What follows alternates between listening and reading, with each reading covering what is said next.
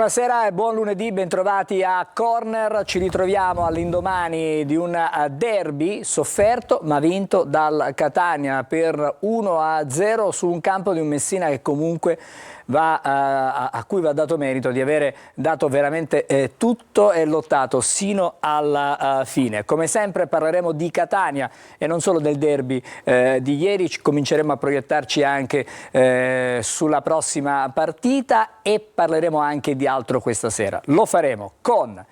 Grazie a Carlo Breve per essere con noi. Grazie a te Angelo, buonasera a tutti. Grazie a Angelo Patanè. Grazie Angelo. Non dico niente, solo perché dopo mi hai presentato Alessandro. Non lo dire, Alessandro. Grazie ad Alessandro. Stasera sono vicini, buonasera. Siamo vicini, ma non sappiamo. È stato un armistizio siglato a Santa Venerina ieri sera al ritorno dalla partita. Ma volevo ringraziare, so che tu non lo fai. Non ho finito ancora. Non ho finito. Poi sì, ok.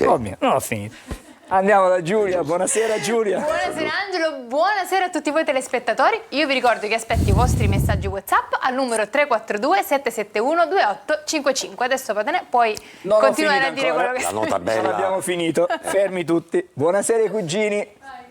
Buonasera. Ciao ragazzi, buonasera, fra poco veniamo da voi. Adesso finalmente facciamo parlare Patanè. Cosa volevo fare due ringraziamenti. Il primo al pubblico che ieri ci ha seguito. So che tu non lo dirai neppure sotto tortura, però posso ringraziare a nome di questa azienda il piacere di averci accompagnato in questa trasferta, in questa partita che è andata in diretta grazie allo sforzo editoriale di Telecolor. Siamo particolarmente contenti del risultato sicuramente, ma anche del risultato televisivo, e grazie ai miei compagni di viaggio, nel senso che ieri insieme a Carlo, che si è visto in onda, ma c'era Alessandro Vagliasindi, c'era Sergio Colosi, eravamo davvero una squadra. Stavo per arrivarci, c'era Ciccio Triolo, eravamo davvero una squadra come di quelle che se ne vedono poche, ovviamente Marco Carli, certamente Alberto Cicalini che ha coordinato tutto quanto. Ieri abbiamo Angelo Pandolfo che ha ripreso con attenzione tutti i momenti. Per noi è stato un piacere ritrovare davvero una squadra tutta unita per un unico obiettivo, e spero che sia stato di vostro gradimento. Il ringraziamento a chi ci segue è sempre prioritario rispetto a tutto. Noi siamo qui per fornire un servizio, Angelo, e cerchiamo come sempre di farlo nel migliore dei modi. Eravamo soddisfatti ieri, tant'è vero che dopo ci siamo così... Quindi c'è stato anche l'armistizio. Ci siamo attardati. C'è stato un terzo tempo. C'è stato un terzo tempo abbondante, un terzo tempo abbondantissimo, dove abbiamo fatto pace, ma attenzione, l'armistizio... Non è detto, non può è essere detto. che di nuovo... Allora ragazzi, visto che ancora un po' di tensione c'è, la stemperiamo, rivediamo la partita nel montaggio di Ottavio Longo.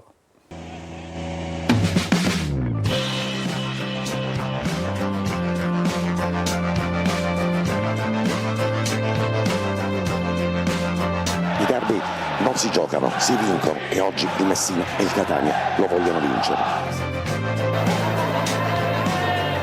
Il Catania marca zona in questa situazione di palla inattiva. 4 sulla linea che demarca l'area di porta, 3 praticamente, anzi 4.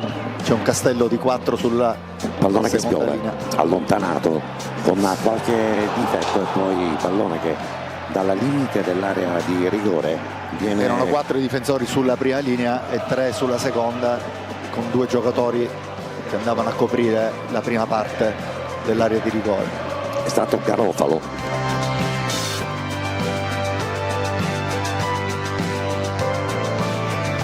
Attenzione, pallone limite della rigore, stavolta il gol c'è. Schema perfetto, Angelo. Catania con Lunetta, la possibilità di metterlo in fondo al sacco.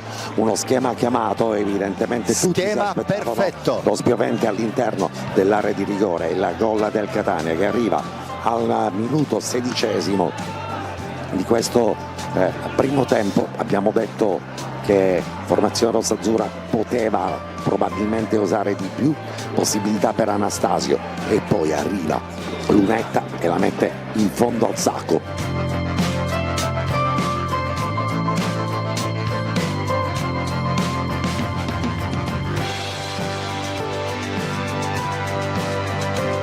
dell'Aquila. Il solito controllo, converge con il piede sinistro tra due avversari di all'Aquila, ancora una volta il dribbling, prova la botta. Che giocatore della distanza, ma che bravo.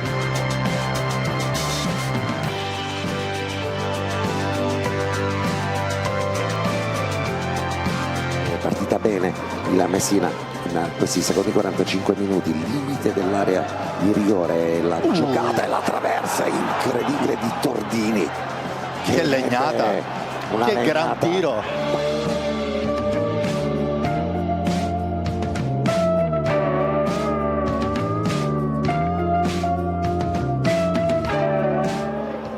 E adesso ancora Tordini sta facendo il bello e il cattivo tempo, giocatore con la maglia numero 11 della formazione giallorossa, il colpo di testa e la parata da parte di Dini, il primo intervento. Era stato Costantino, credo, a colpire di testa. Dal Monte, controllo di Dal Monte, che giocata la sua, stop importante. Dal Monte carica il destro e per un attimo non la mette sul palo distante, fa vedere tutte le sue doti. E l'arbitro proprio in questo istante, la signora Sacchi di Macerata, dice che la partita è finita.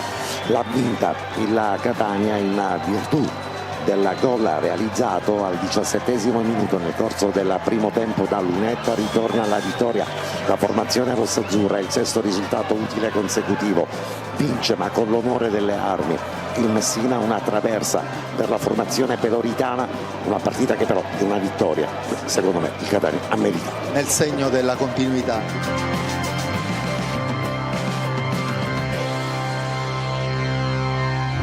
Allora, abbiamo rivisto la partita con la sorpresa iniziale dedicata a Patanè, che insomma, è il simbolo di tutto uno staff tecnico che dietro le quinte, ieri come oggi, continua a lavorare, a stare attorno anche alle nostre genialate. Quella di ieri.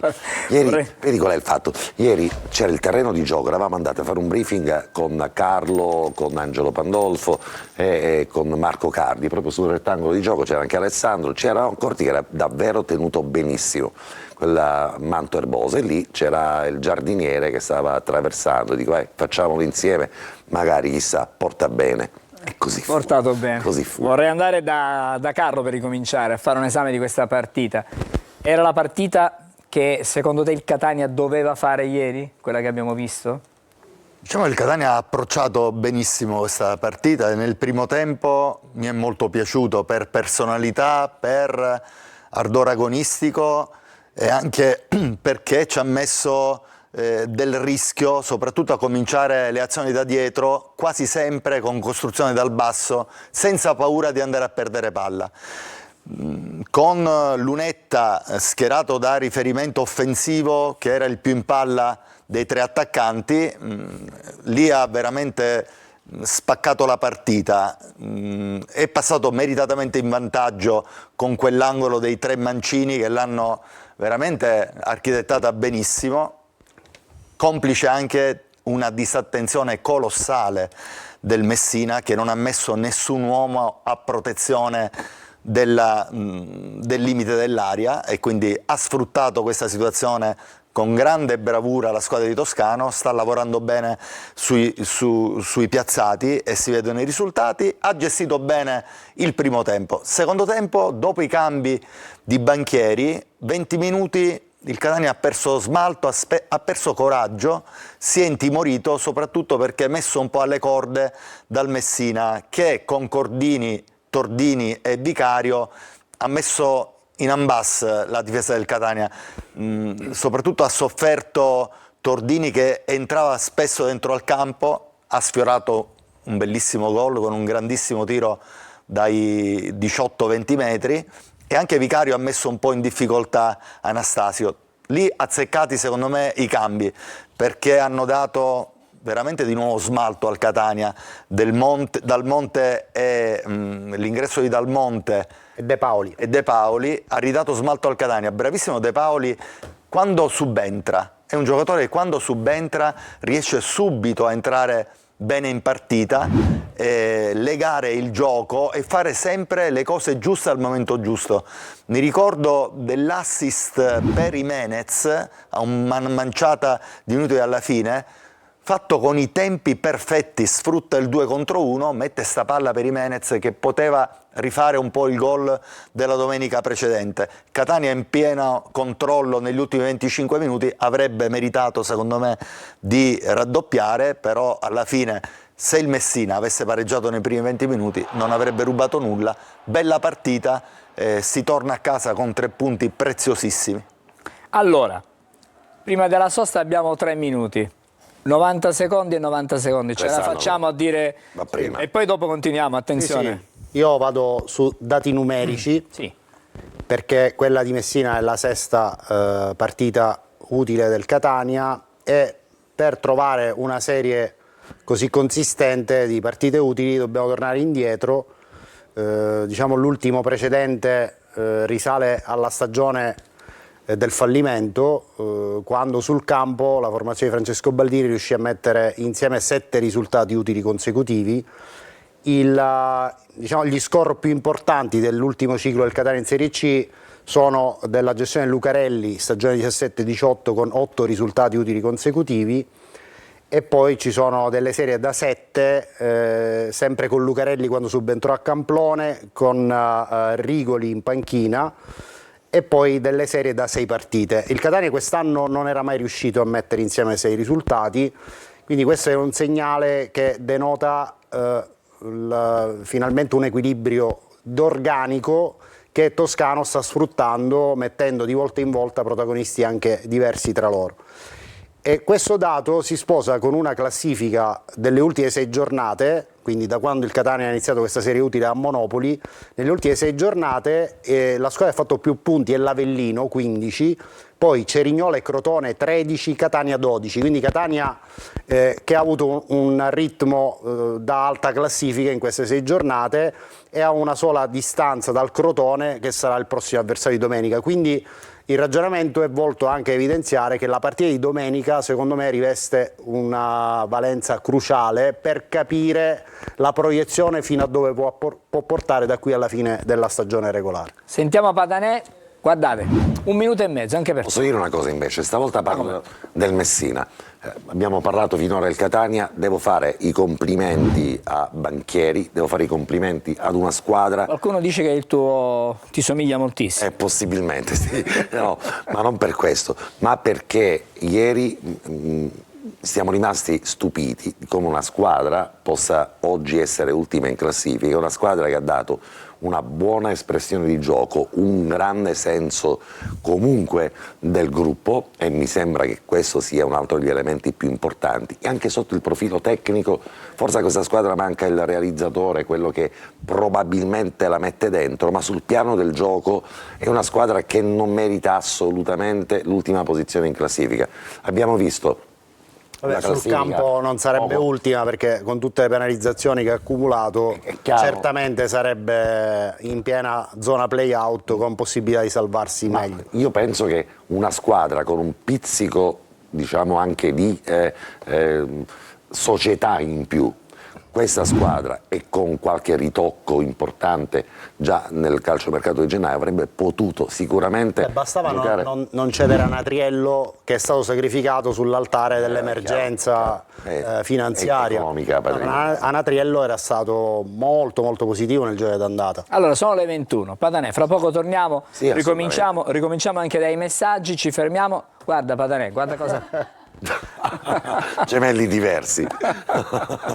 Grazie alla regia. Allora ci fermiamo per pochissimo, restate con noi su Corner.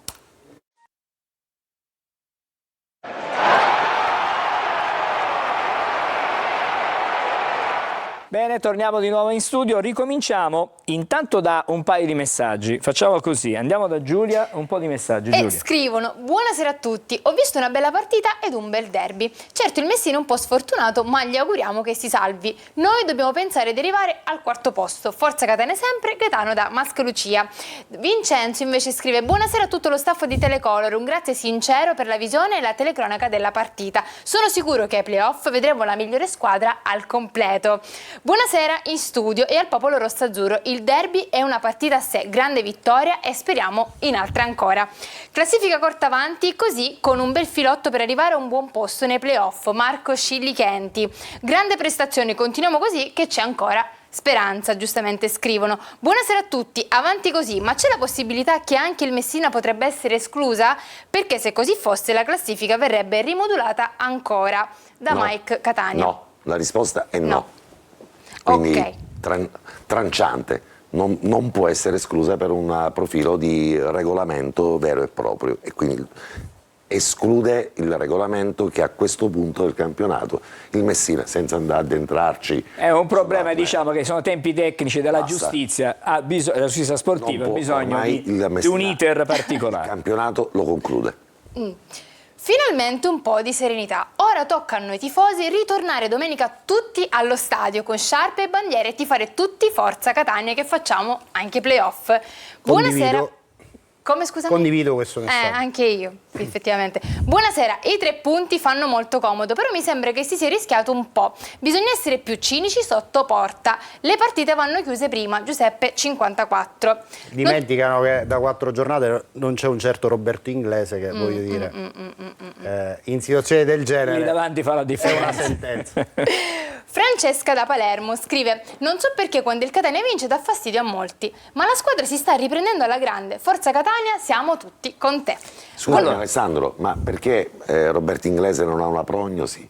Cioè, ho sentito Toscano, gli è stata fatta la domanda e Ieri, ha detto... post partita ha detto post spero di partita, averlo per Trapani, cioè fra 2 partite, ha detto Toscano. spera di averlo, ma Per Trapani. la penultima sua dichiarazione era stata di tipo diverso, non ho ancora... La più recente parla di Trapani. Speriamo. Ieri post partita. Bene. Lui si sta curando a Verona, fa 2 sedute di terapia quotidiane, insomma, c'è ottimismo, diciamo, su la possibilità di accorciare i tempi rispetto a quelle che erano le previsioni più pessimistiche. Stesso discorso su Guglielmotti, c'era il rischio che si dovesse sottoporre a intervento, questo rischio è stato scongiurato, la speranza concreta è di averlo per i playoff. Quindi Allora, stagione regolare no, ma playoff sì. per i playoff sì. Giulio, Verona ci perché fermiamo è un una attimo, patologia Giulia. particolare. Sì, sì, sì. Sì. Sì. Una patologia incurabile qui? Incurabile. No, nel senso no. Cioè, Non, Tieni conto, no, tieni conto che non Roberto in- Inglese ha giocato non- tanti anni a Verona, quindi evidentemente ha dei suoi... quindi Delle persone di ha scelto- fiducia, ha scelto diciamo il suo così. team. Ha scelto Questo, il quindi Allora, col suo team. un attimo vorrei fare un passaggio dei cugini Sì. e poi guardiamo la classifica, che non è comunque quella diciamo definitiva di questa giornata, perché Anche ancora perché c'è in corso un posticipo, possiamo dire che Potenza è avanti 2-0 sull'Altamura alla mezz'ora. Sentiamo i cugini adesso. Questo Sì, l'abbiamo sentito. non ci voleva del Potenza, però va bene, dai. Allora, dai, bando alle potenze. Cominciamo col chianghiere dello sport, subito, così. Che intitola Che intitola? Dall'oscuro di mezzanotte al chiaro di lunetta. A Messina si comincia ad intravedere un po' di luce. Ma un po', giusto un po'. Grazie ad una ritrovata continuità, ad una discreta solidità difensiva e addirittura qualche cambio in panchina. Anche Lusso, azzeccato. non siamo più abituati. Sì, esatto. non c'era- Anche azzeccato. Toscano analizza la gara con i peloritani. Avevo detto che volevo una partita da derby ed abbiamo eguagliato gli avversari in termini di motivazione e di gioco. Bene, ma dovevamo chiuderla. A prescindere dai singoli, la cosa che è cambiata è la competizione negli allenamenti. Così ha detto. Nessuno vuole perdere e nessuno vuole rimanere fuori, visto che il Ciballino riescono a giocare al massimo in 14. Un Sì, 7 contro 7. la competizione però Ci sta. entrano però. Ci Beh, entrano. giochi, no, restiamo Ci a giocare entra. più. Ma è sempre utile. Ma che partita ha fatto Raimo? Secondo gli esperti, il mini laterale destro ha disputato una gara in cui è sembrato una specie di Messi mischiato con Umberto Brutto coi capelli, che giocava imitando Russotto travestito da Checo. Un partitone. Un mix on the fix, un misto frutta. partitone. Passiamo invece al Fortino Today, Sì. questo secondo giornale sempre Sì. che guarda il lato positivo in tutte le cose, che A intitola- Messina Lunetta colpisce e la serie positiva non finisce. Il riva allo stretto, ci basta solo un puppetto. Bello, bello. Sotto abbiamo troviamo l'editoriale del direttore Lattuga, Illustrissimo. illustrissimo, sì, che dice Anastasio sostituito per un colpo della strega, Mare Magliai 80 anni. Effettivamente, solitamente è quello che hanno... che ci soffre anche per la strega. Sì, no, ma No, tu 80 anni ce li hai, infatti, non è che... Guarda, chiudiamo con questi 2 giornali e poi ne facciamo altri 2. Grazie, ci fermiamo allora con voi in questo momento. Torniamo. A proposito di Anastasio, nulla di grave, domenica sarà disponibile. Sarà disponibile. Vediamo la classifica allora, l'abbiamo prima. Sì, tra l'altro nel chiamata. frattempo il Potenza ha realizzato il terzo gol. Partita chiusa. Sull'Altamura, quindi siamo appena al 35esimo, partita già in ghiaccio. Possiamo vedere la classifica anche per vedere la proiezione della vittoria del Potenza che porta la squadra lucana a scavalcare il Catania. Quindi si porta a 44, Catania che scivolerebbe al 7° posto dal 6° attuale. Però quello che abbiamo notato già dalla settimana scorsa è che con l'esclusione della Turris le posizioni dalla 3ª alla 7ª si sono accorciate, le distanze in questo lotto di squadre si sono Per questo, Alessandro, accorciate. Oggi questa classifica mi ingolosisce, ingolosisce sicuramente anche i catanesi, e reputo che possa essere davvero forse il momento migliore per andare a premere sul pedale dell'acceleratore per questa squadra. Ci andrei cauto perché adesso arrivano 2 partite di coefficiente di difficoltà molto più alto di Latina e Messina, con tutto il Assolutamente rispetto. no. Crotone, squadra con un potenziale offensivo enorme, e poi la trasferta di Trapani, dove il Trapani si sta giocando praticamente la stagione perché è insomma in dubbio sull'accesso ai playoff. Allora, ti posso dare un aggiornamento sul Trapani? In questo momento fiducia comunque confermata a Torrente. Per adesso non succede nulla, chiaramente è una fiducia a tempo però, e quindi bisognerà vedere che cosa succede nelle prossime partite. Posso entrare subito? Già subito dovete entrare, 10 minuti di trasmissione. Il disaccordo nasce dalla percezione che la partita giocata ieri al Catania fosse una partita tabellarmente più facile.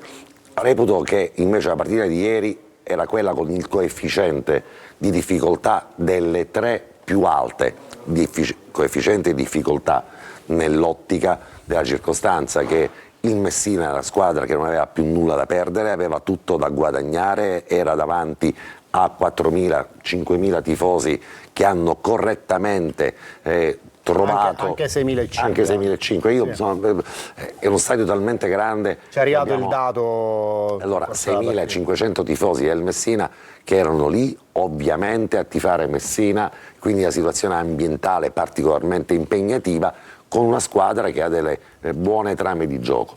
Ovvio, la partita di domenica prossima col Crotone è sulla carta una partita con una squadra che oggi sta cercando di mettere punti per trovarsi davvero alla 3ª posizione in classifica, insediare le posizioni più alte di questa classifica. Ma rivediamo la classifica grazie alla regia, così anche per sostanziare il ragionamento. Ovviamente questa classifica dice che il Potenza ha 44 punti, non è aggiornato, il Catania ha 43. Vabbè, virtualmente è a 44. Esattamente. Crotone ha insomma, la batteria di attaccanti più forte di questo campionato. Il Catania ieri finalmente ritorna senza avere subito un gol, cosa che invece era accaduto 10 partite di fila. 10 partite di fila, e questo può essere un elemento, ma l'elemento per me fondamentale sarà quello che questa squadra potrà ritrovare a Catania quel pubblico che per un intervallo di tempo, reputo a questo punto fin troppo lungo, aveva fischiato la squadra, non aveva creato per questa formazione l'habitat migliore. Ricordiamo però che di contro il Catania deve metterci un po' di suo, perché non è possibile che il Catania giochi meglio, faccia più gol in trasferta rispetto a quelli che fa in casa. Vorrei sentire Carlo su questo tema, perché Angelo fa un'osservazione che Catania veramente fuori casa è un po' più a suo agio. Assolutamente sì, lo dicono i numeri. Diciamo che il recupero di giocatori fondamentali per scardinare le difese avversarie in casa, vedi Dal Monte, secondo me il Catania può trarne beneficio,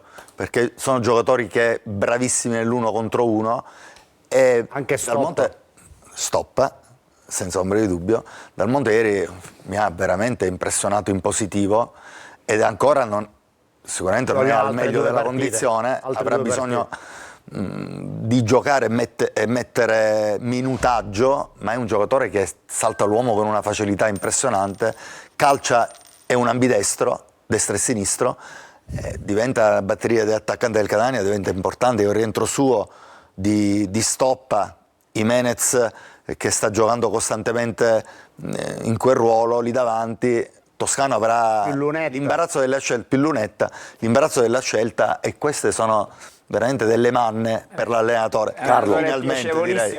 L'imbarazzo della scelta. Però dicono i numeri di questa squadra che a tutt'oggi è una squadra che ha collezionato quasi gli stessi punti tra casa e trasferta, cioè il fattore trasferta è valso per il Catania quasi gli stessi punti di quelli che ha ottenuto in casa, e quindi ancora l'effetto Massimino questa squadra lo deve vivere.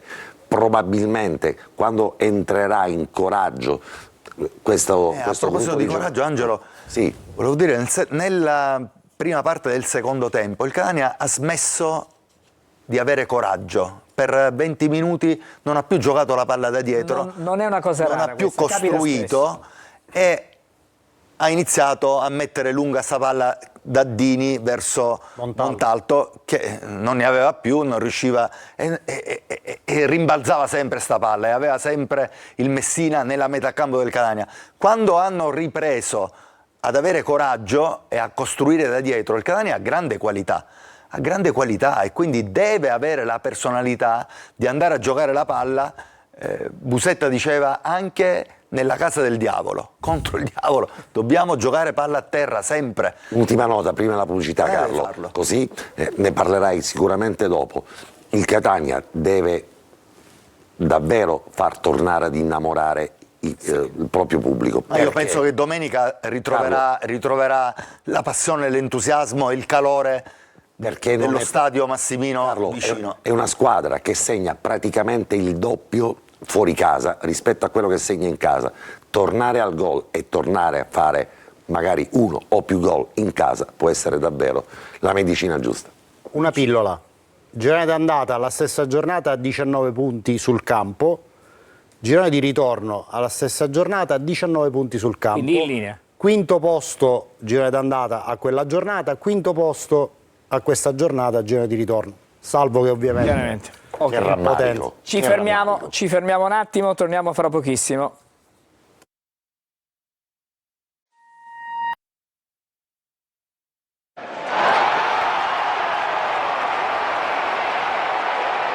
È il momento della moviola, dunque cominciamo a rivedere alcuni degli episodi che hanno avuto motivo di contestazione ieri. Una partita comunque giocata sul campo senza eccessi di nervosismo. Certo, chiaramente l'agonismo c'era. Ultimi 10 minuti ogni è normale tanto che si è alzata la temperatura, qualche scintilla è arrivata. Cominciamo subito, pronti via Alessandro. Ce n'è stata una del Catania. Le proteste del Messina su questa combinazione, eccolo qua, con Lia che in scivolata cerca l'assist all'interno dell'area di rigore, interviene Anastasio che mette il pallone in calcio d'angolo. Bisogna capire come ha toccato Anastasio il pallone, con quale parte del corpo. Allora, la postura è insomma coerente, nel senso non allarga le braccia, ammesso che il pallone gli sia sbattuto sul braccio, non poteva tagliarlo. Non credo che fosse sanzionabile questo tipo di episodio. Lo rivediamo da questa angolazione. Sembra che sbatta sul torace prima. Sì. Ma anche se dovesse sbattere, le braccia sono sull'avambraccio o coerenti al movimento del corpo, quindi braccio attaccato al corpo, non mi pare che il difensore non lo può eliminare. No. Comunque i giocatori del Messina hanno protestato tantissimo su questa azione, però ieri oltretutto c'era la curva dei tifosi del Messina, erano praticamente tutti quanti lì, e ovviamente si sono fatti sentire. Avrebbero fatto. Onestamente per me non è rigore. Adesso cerchiamo di vedere un altro episodio. Anche per me.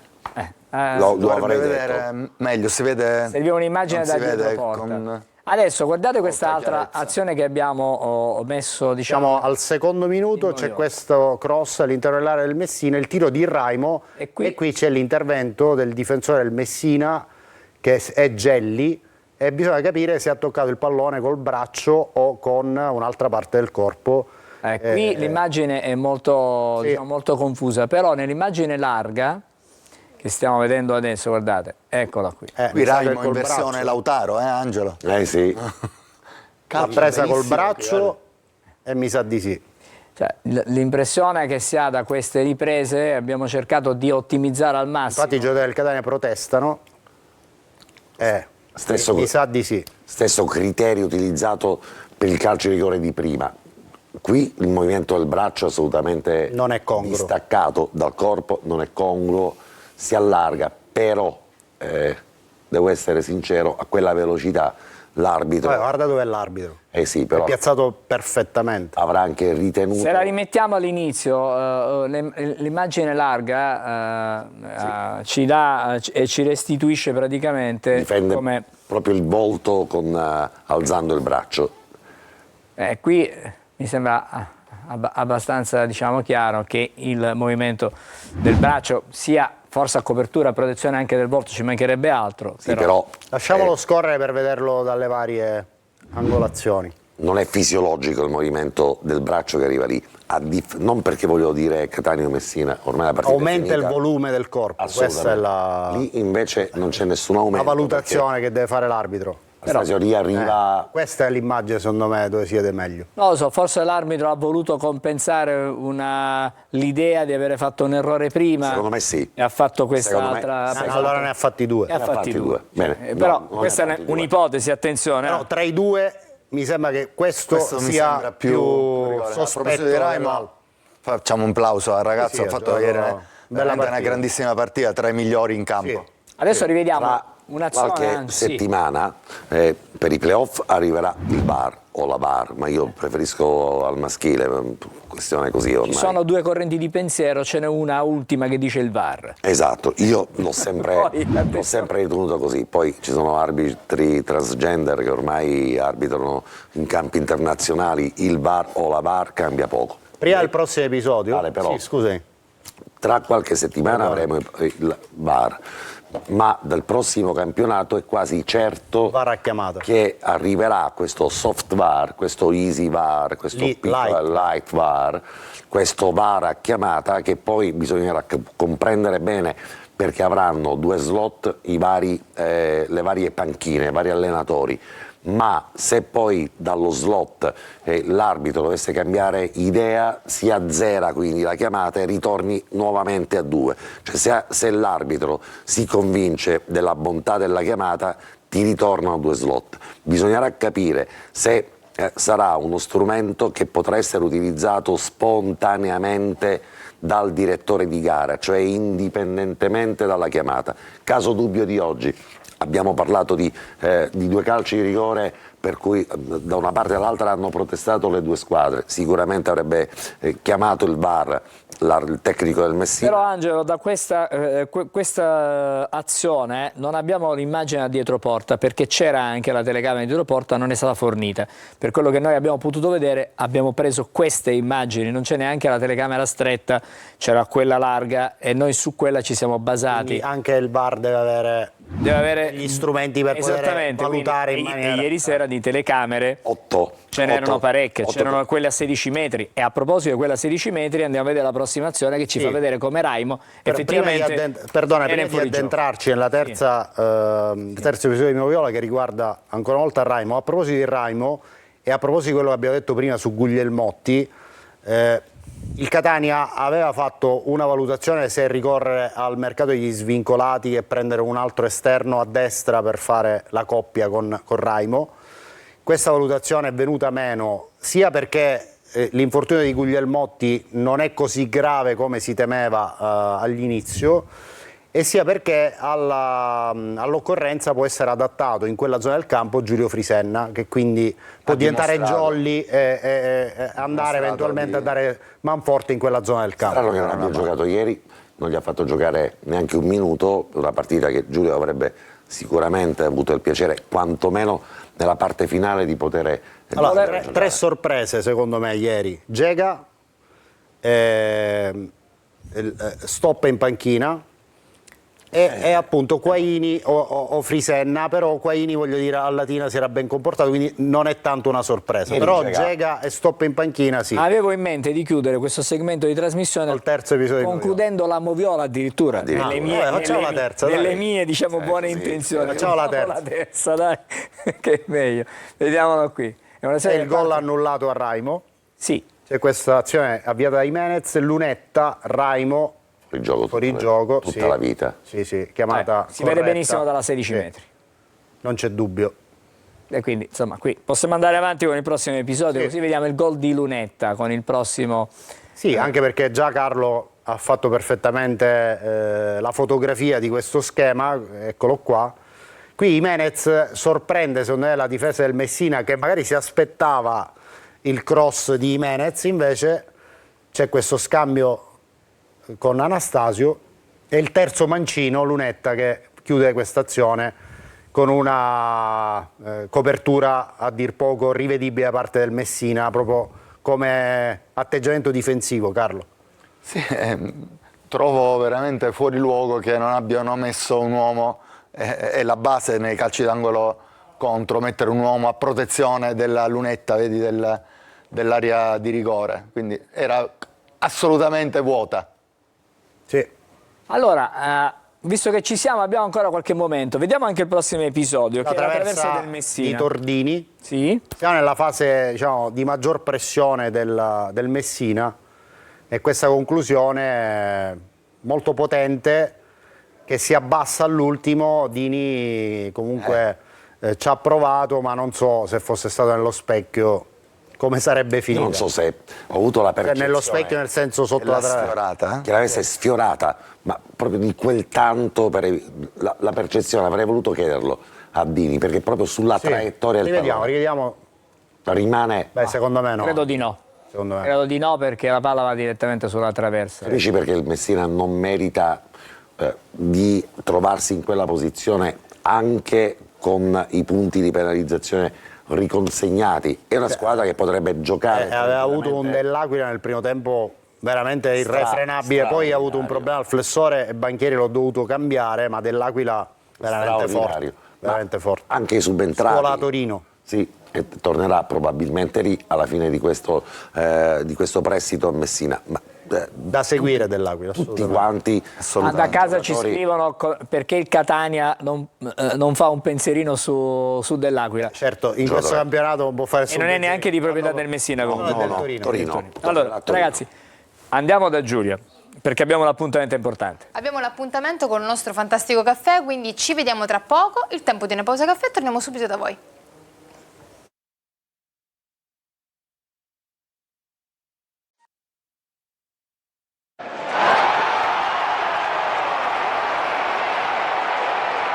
Chiudiamo il capitolo Moviola, avete già visto, siamo pronti per il prossimo episodio, Alessandro? Sì, è un'azione sulla sinistra sempre di Tordini, possiamo partire con eccolo qui, il colpo di testa di Rocco Costantino e qui Dini è attentissimo, legge bene la traiettoria e alza in calcio d'angolo. Credo l'unica conclusione importante che ha fatto Costantino in tutta la partita. Sì. E forse dal giorno in cui è a Messina, no, perché tra l'altro è uno di quei giocatori che a Messina non ha trovato probabilmente né l'ambiente giusto né il modo giusto per potersi imporre, tant'è vero che non è stato quasi mai la prima scelta del tecnico, è diventato in virtù della partita giocata ieri contro il Catania, stava per ripagare anche un ottimo colpo di tacco durante i primi Montalto, sì. Esatto, lì l'aveva letta bene. L'aveva letta molto bene. Però con Sergio Colosi, scherzando, due da una parte e dall'altra. Dicevamo che Costantino era il miglior difensore centrale del Catania e Montalto il miglior difensore centrale del Messina. La battuta non era proprio fatta a caso. Montalto, che ieri ha lavorato tanto nel primo tempo, ha fatto a sportellate, ha legato il gioco, ci ha messo tanto, Carlo, rispetto ad altre gare. Da un attaccante desidero. È chiaro che ci si aspetta molto di più in termini di pericolosità nell'area avversaria, non c'è ombra di dubbio, ma ha lavorato tanto per la squadra. Noi abbiamo evocato, ti ricordi, il tragitto d'andata, uno degli attaccanti più camaleontici del campionato di Serie C. Mimmo l'ha ragione.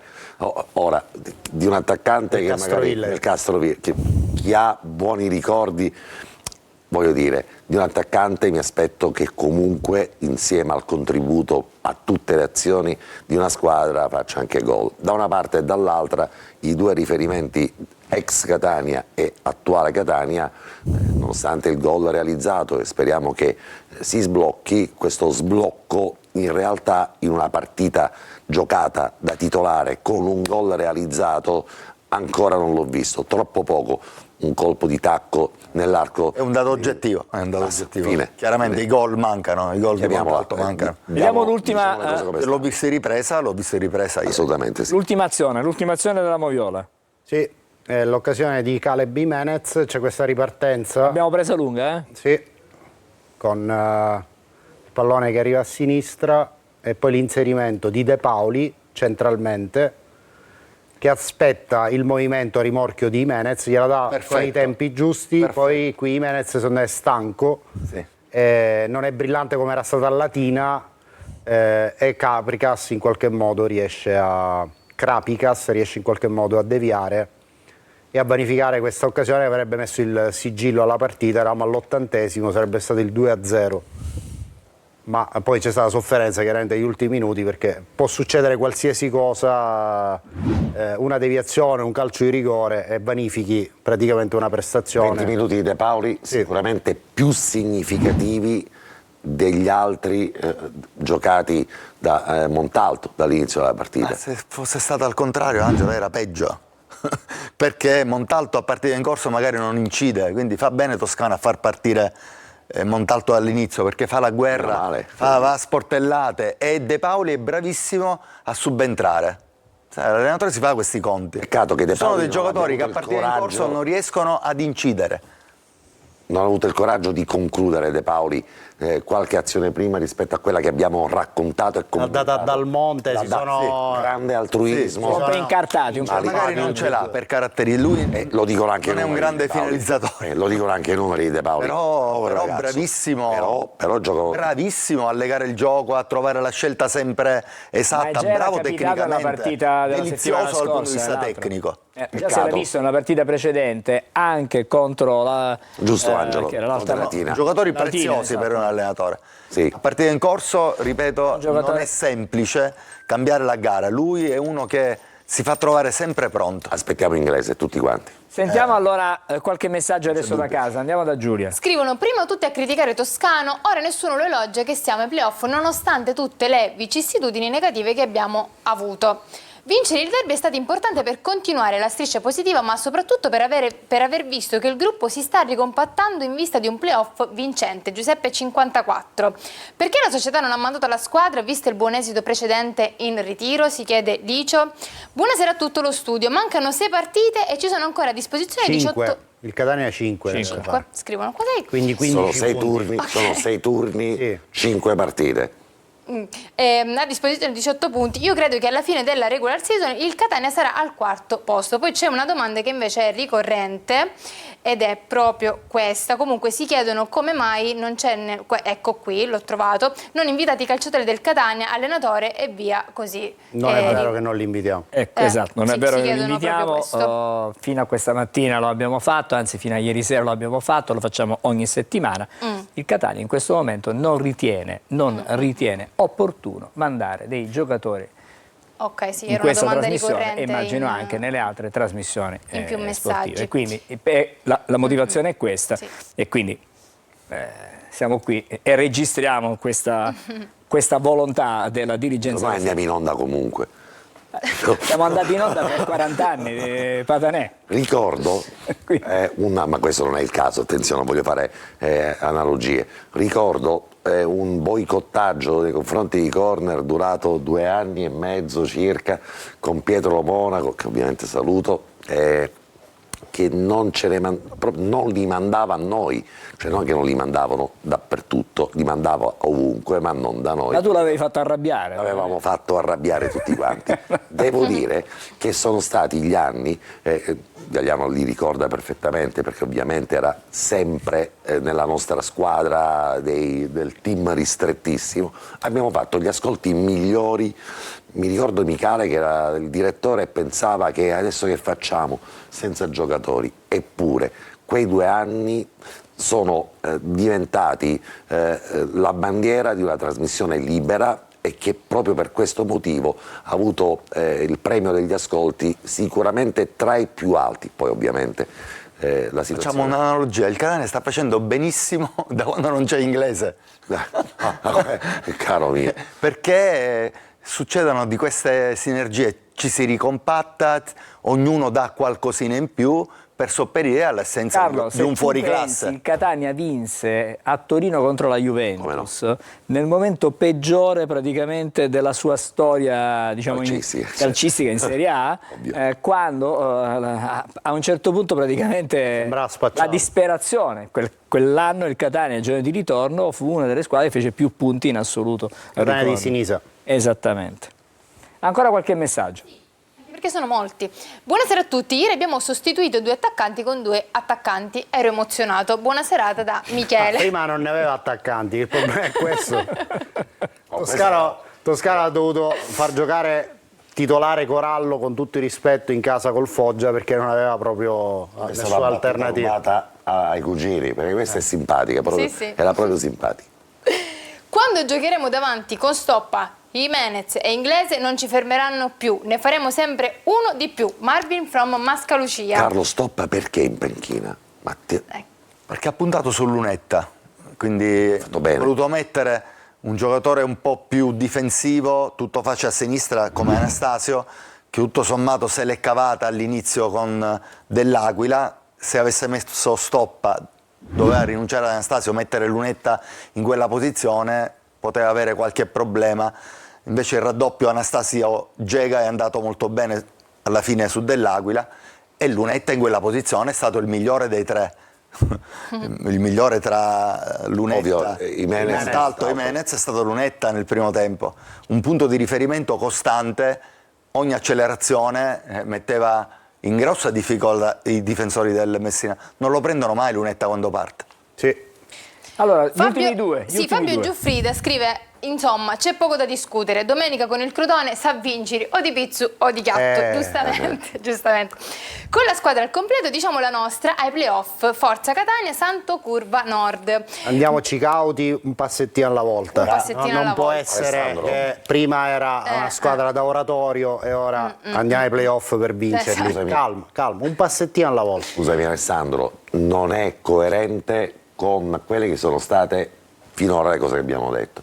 La partita di domenica deve essere una partita che il Catania deve vincere, nel senso... Ma io non parlo della partita col Crotone, parlo di questa proiezione che già ci dà vincenti ai playoff. Intanto il Catania deve, ovviamente non facciamo mai conti senza l'oste, ma deve provare a vincerla questa partita. Ma ci mancherebbe altro, certo che proverà a vincerla. Che deve provare a vincere convincendoci tutti quanti che è una squadra che per prima crede in quello che sta facendo, e non lo demandi poi alle partite in trasferta o ai momenti poi... A questo punto, scusa, lo voglio vedere il calendario per capire quali sono le partite. Guardiamo il calendario, dai. Le 5 partite che mancano. La partita la puoi anche perdere fino alla fine della stagione regolare. Eccolo qua. Come ha giocato ieri Messina fino alla fine. Assolutamente. Sì. Vai Giulia. Sì, perché il Catania gioca domenica 23 marzo alle 12:30 contro il Crotone, domenica 30 marzo ore 15 Trapani-Catania, domenica 6 aprile ore 19:30 Catania-Avellino, sabato 12 aprile ore 15 Cavese-Catania e Salta sabato... il turno di Pasqua il Catania, che Perché era è stata col Taranto. Esatto. E noi sabato... partiamo tutti quanti, così ne approfittiamo. E infine sabato 26 aprile ore 16:30 Potenza-Catania. Guardate le prossime 3 partite. Allora, scusami tanto, se hai gli attributi, con chi le vuoi giocare le prossime 3 partite? Se hai una squadra che stai ritrovando, stai cercando un approccio ormai di sistema diverso, è una partita che devi giocare, la prima, la prossima, e quella col Trapani. In fondo trovi un Trapani che ha, non dico ammainato la bandiera, perché conosco il presidente, conosco anche la squadra e mi rendo conto di quanto impegno questa squadra ci metta, ma si è depotenziata notevolmente e sono in bambola in questo momento. Una squadra in piena crisi. Il Trapani, Angelo, è il Catania dell'anno scorso. Ha cambiato tantissimo nel mercato di gennaio e questi sono i risultati. 4 allenatori, c'è confusione, i giocatori, lo spogliatoio non si adatta mai a una situazione di tranquillità, è sempre così. Sotto pressione? è sempre no, c'è tempesta, c'è bufera, non vede mai la luce e quindi questi sono i problemi del Trapani. E quindi non è una partita poi alla fine così complicata. Non si...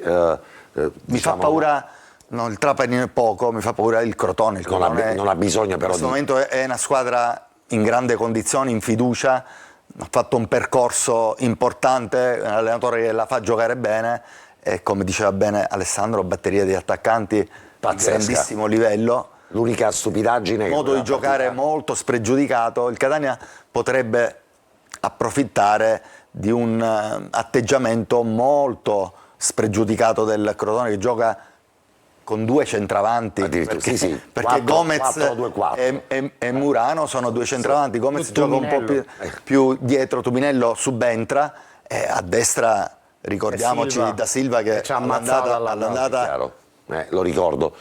Però in grossa difficoltà. A sinistra oggi Vitale è uno dei giocatori oppure più importanti, sta giocando Vitale e sta facendo benissimo. Oppure dico come ha fatto gol, Ovisac. O Ricci che subentra sempre. Ricci ieri mancherà Vinicius, l'ha chiusa a Catania per squalifica perché ieri ha preso il giallo. Questa è una senza importante quella di Vinicius. Ci fermiamo un attimo. Una stupidaggine che si gioca a mezzogiorno e mezza, che è una cosa indecorosa per il calcio. Ci fermiamo, fra poco di nuovo insieme.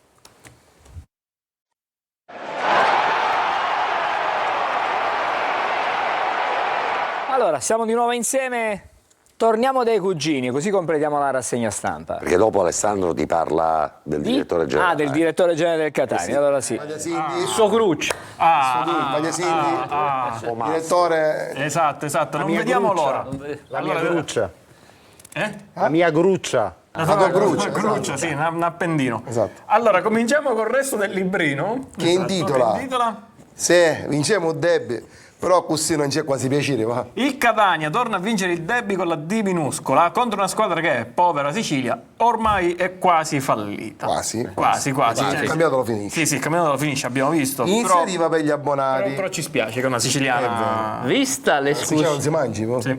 Vista l'esclusione di Taranto e Turris e le 2 partite in casa non disputate, la società sta pensando di ripagare i tifosi con uno sconto del 15% per assistere alla prossima partita casalinga del Paternò contro l'Enna. Che bella iniziativa. Saranno molto big felici. match, Le big nostre match, uno dei non vedo migliori. l'ora. dicono che abbiamo molte assicutors molto belle da Paternò. Sì, vero, Da Paternò, sì.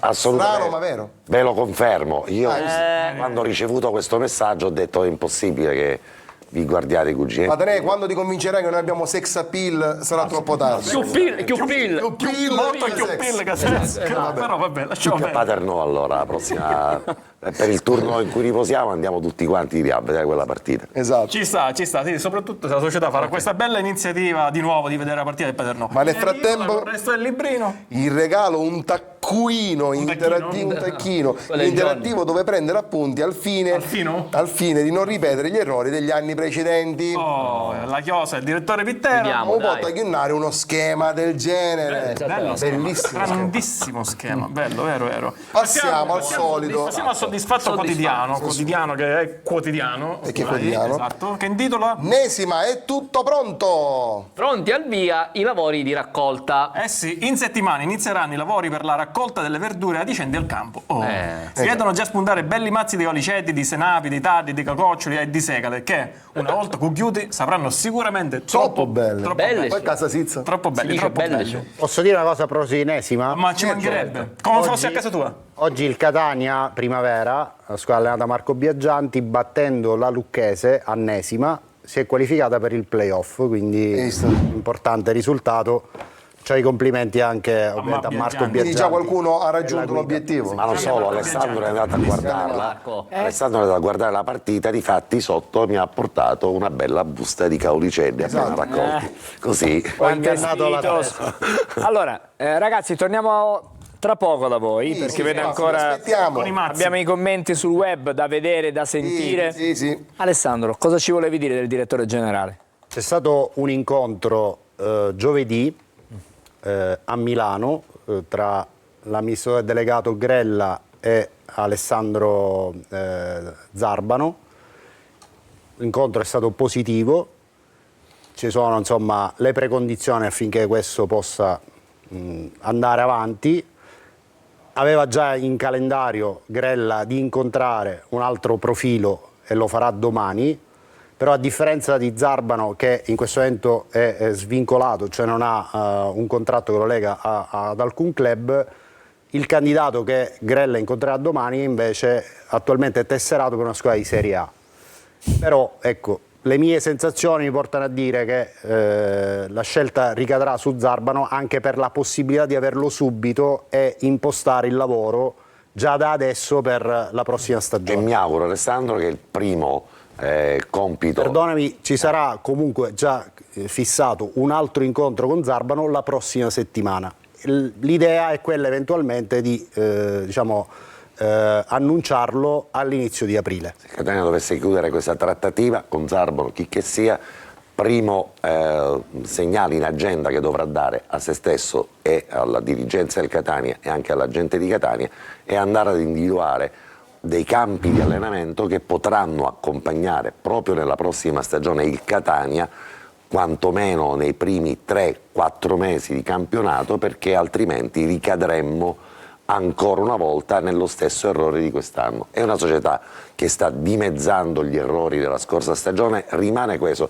Tu hai la gruccia del direttore sportivo, io generale. Del direttore generale che è arrivato. C'è Auguri a te. il buon Daniele che ieri era in panchina, che abbiamo ritrovato con piacere. Io ho la gruccia di andare a trovare un impianto che possa ospitare il Catania, perché altrimenti, ammesso e non concesso che questa società riesca ad acquisire Torre del Grifo, ci troveremmo sì proprietari, non noi ovviamente, ma il Catania, di una mega struttura, ma avremmo ancora una volta necessità di trovare dei campi di allenamento pronti subito in erba e in sintetico dove potersi andare ad allenare. Questa è una priorità assoluta, non si può transigere su questo argomento. A proposito di Milano, giovedì nella stessa giornata c'è stato un incontro con il procuratore di Caleb Jimenez. Si parla di un prolungamento di contratto per altri 3 anni con il giocatore italo-spagnolo.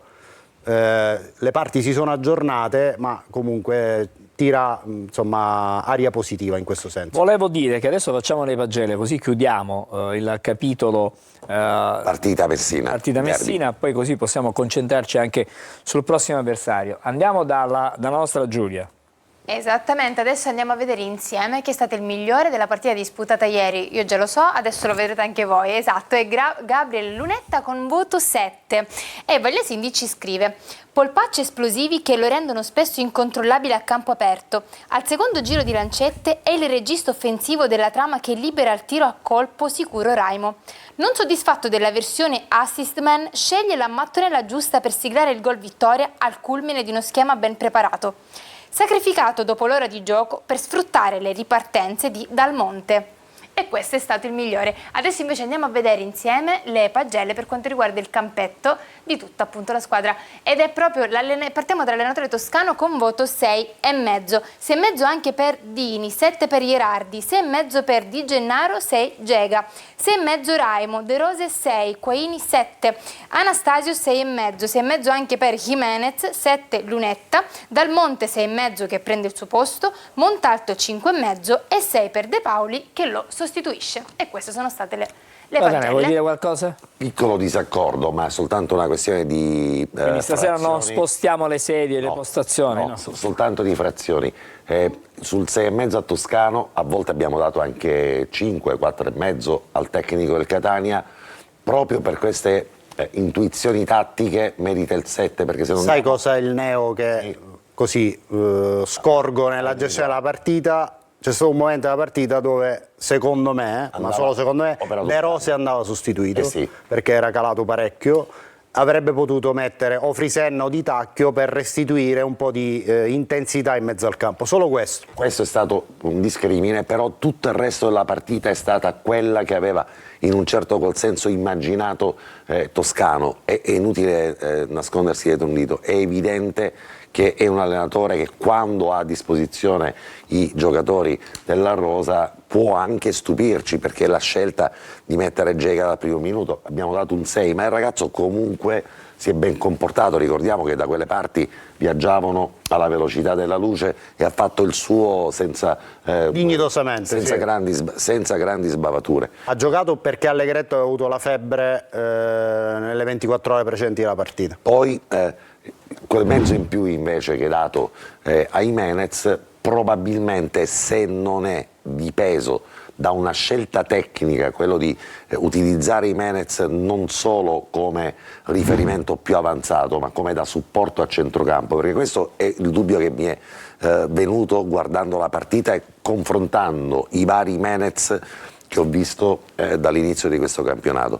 La percezione che ho avuto è che Jimenez stesse col freno a mano tirato non per volontà del giocatore, ma per scelta tattica. Jimenez partiva sempre 7-8 metri più indietro rispetto all'ultimo Jimenez che abbiamo visto. Ma non era solo Jimenez, anzi, esatto. Tutta la squadra si è abbassata perché voleva ripartire, voleva sfruttare le ripartenze e gli spazi che il Messina poi ha lasciato, quindi era l'atteggiamento di tutta la squadra di tirarsi dietro la linea della palla e fare due linee belle compatte. E allora lì Jimenez soffre, probabilmente, soffre molto di più, per questo quel 6,5 per la sofferenza di Jimenez rimane un 6 per Jimenez e probabilmente lasciamo il 6,5 a Toscano. Allora, io devo fare l'ultima, tu un giudizio tuo breve su queste pagelle? Breve. La battuta è giusta. Il derby si è vinto, mezzo punto in più, tutti la sufficienza a Montalto l'avrei dato. Ok. È arrivato un messaggio che dice che 5,5 di Montalto è un po' ingeneroso in questa circostanza.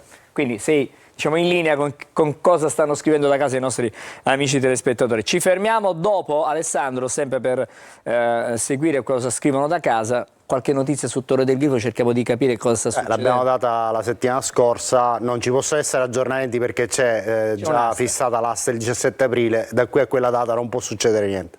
Basta. Chiaramente. Siamo d'accordo, Badanè? Assolutamente sì. Ed era qualsiasi offerta eventualmente è proponibile dopo un'eventuale asta deserta. Non riapriamo le discussioni perché su questo settimana scorsa hai chiesto, io ti ho risposto. E allora hai compreso, perché poi ad essere troppo ottimisti, magari avendo le informazioni, certamente nel caso di Alessandro avendo le informazioni giuste poi rischiamo in un certo qual senso di non mettere chi ci ascolta nelle condizioni magari di comprendere.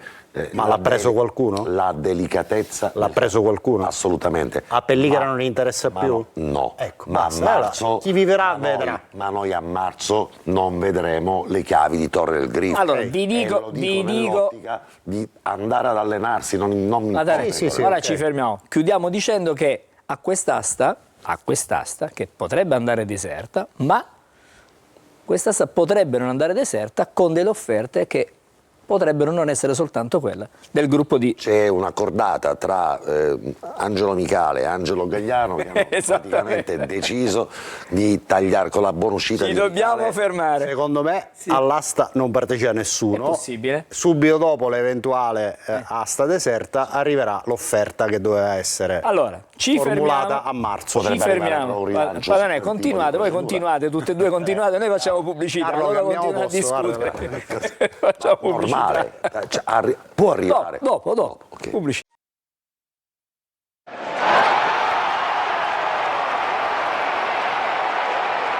Allora, adesso torniamo dai cugini per andare a leggere i commenti, la top 10 dei commenti sul web. Partiamo con la liscia top 5 e cominciamo col top 10, scusa, liscia top 10, ma cominciamo col nono posto. Esatto. Nono posto. Sì, per nono posto, Marco. Allora, dalla pagina Catania FC, nella sezione Il Tabellino, ci commenta Aurora Martinkova, che ha origini russe. Cecoslovacco, ok. Sono talmente felice che sto ascoltando pure Gigi D'Alessio stasera. L'ho sempre detestato. Io di musica non commento. No, tu non commentare. Non posso commentare. L'entusiasmo dei tifosi. All'ottavo posto abbiamo una delle foto delle partite con il protagonista Dini.